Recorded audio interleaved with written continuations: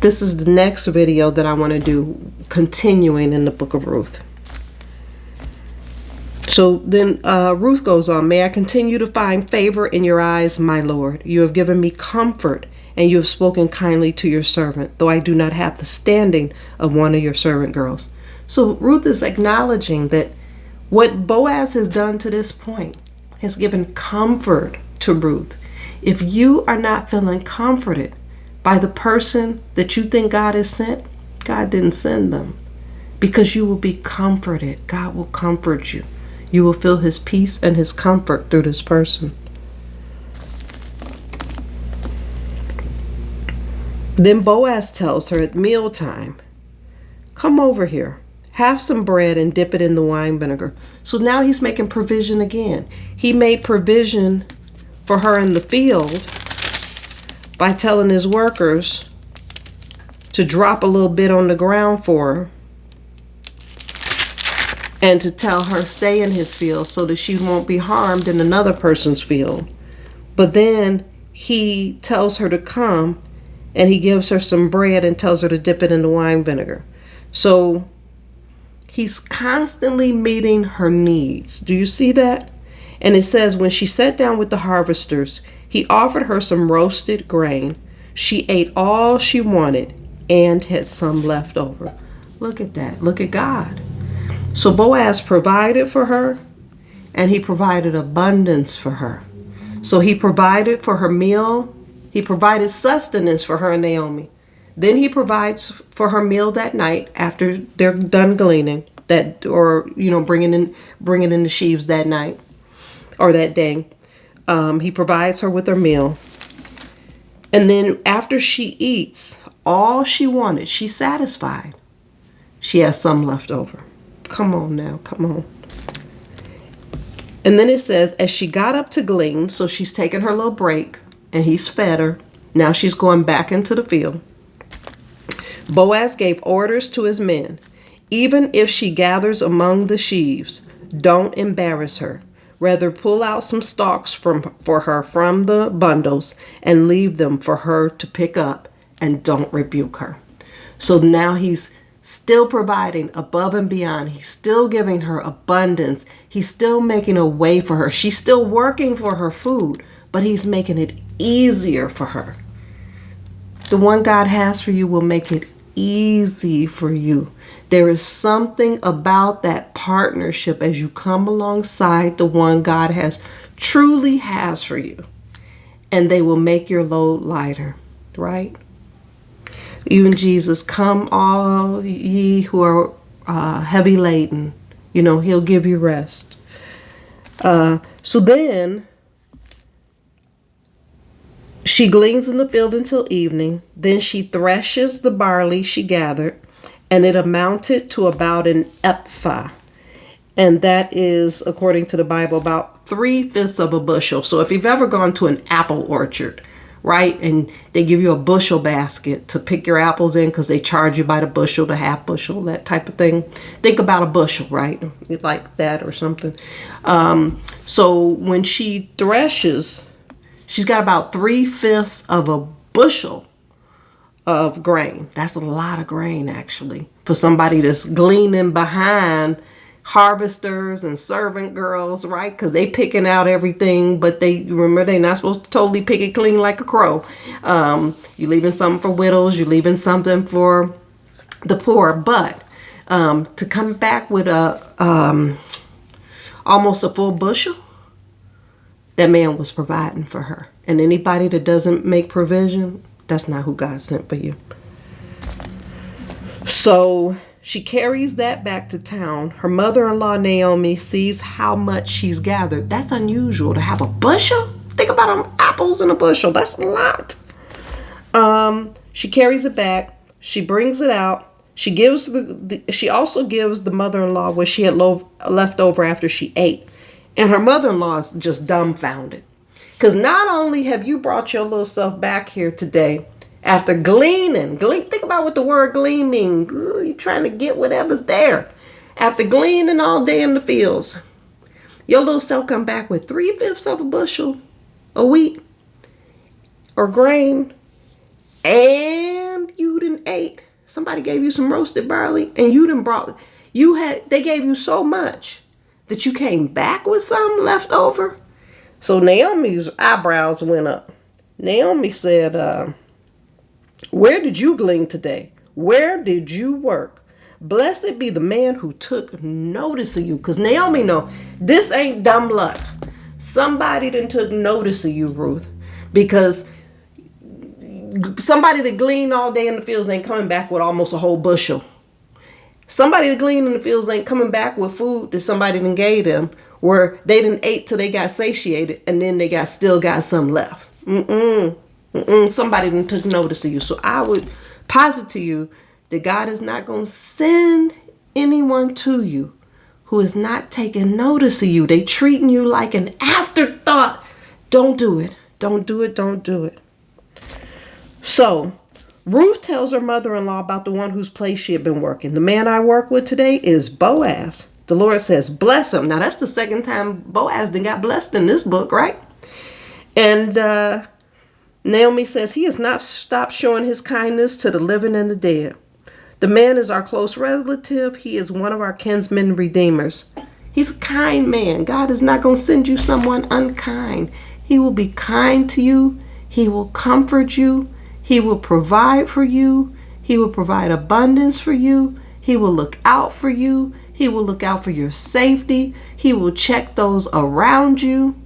Right? Because he told those guys, don't embarrass her. Even if she gathers among the sheep, don't embarrass her.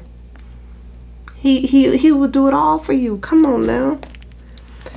And then Ruth lets Naomi know. He even said to me, stay with my workers until they finish harvesting all my grain. And Naomi says, it will be good for you to go with his girls, because in someone else's field you might be harmed. Boaz is protecting her. And there's a lot of protection. I'm going to go into more with this book, because there's not just a physical protection from physical harm if she had gone in another field, but there's a part of this book where he protects her reputation. And I'm going to go into that maybe in a third video. But so Ruth stayed close to the servant girls of Boaz to glean until the barley and wheat harvests were finished, and she lived with her mother-in-law.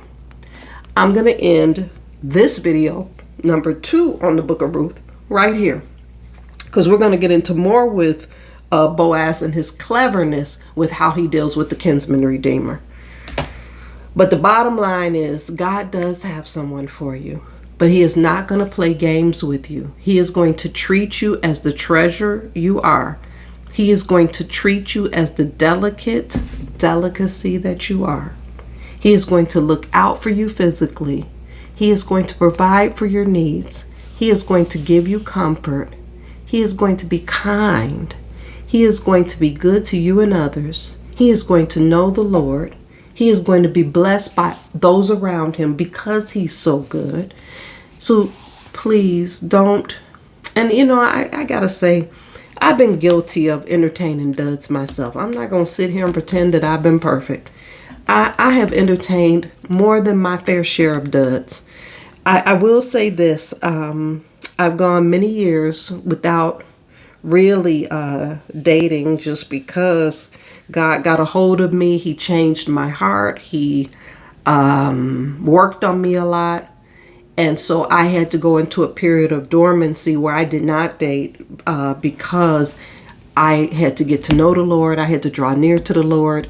And let's face it, when we deal with the opposite sex, that is very much a distraction, right?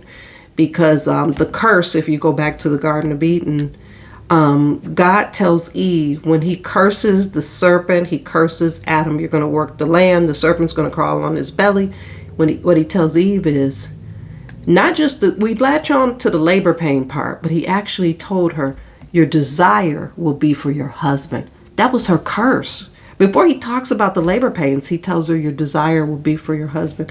And when that jumped out at me years ago, I always thought it's not just her desire for the husband she has, but I believe there's a deeper meaning that a woman's desire will even be for a husband she does not yet have. And I think that's why we see so much rampant willingness to glom on to these prophetic which a lot of it is fake.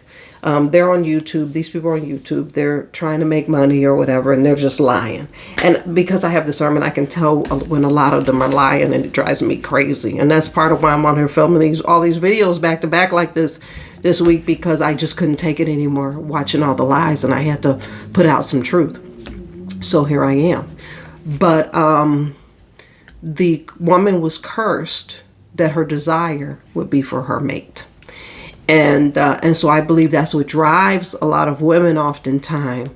It makes them seem thirsty or desperate or whatever, is because it's part of the curse, right? And the curse but goes back to Adam and Eve. So we have to overcome that. We have to overcome the curse. And we overcome through Christ, who is the overcomer, the ultimate overcomer. And but you know, I years ago when I came to Saving Faith, and I've been in Saving Faith many years, but when I came to Saving Faith, I locked in on the scripture that talked about a person who is married is concerned about the affairs of their household, but a single person is concerned about the affairs of the Lord. And so in those days, I said, well, I want to be concerned about the affairs of the Lord. And so I chose to come out of the dating world. And I stayed out of that dating pool, I don't know, 12 to 14 years. I could go back and clickety-clack on the time, but it was 12 to 14 years.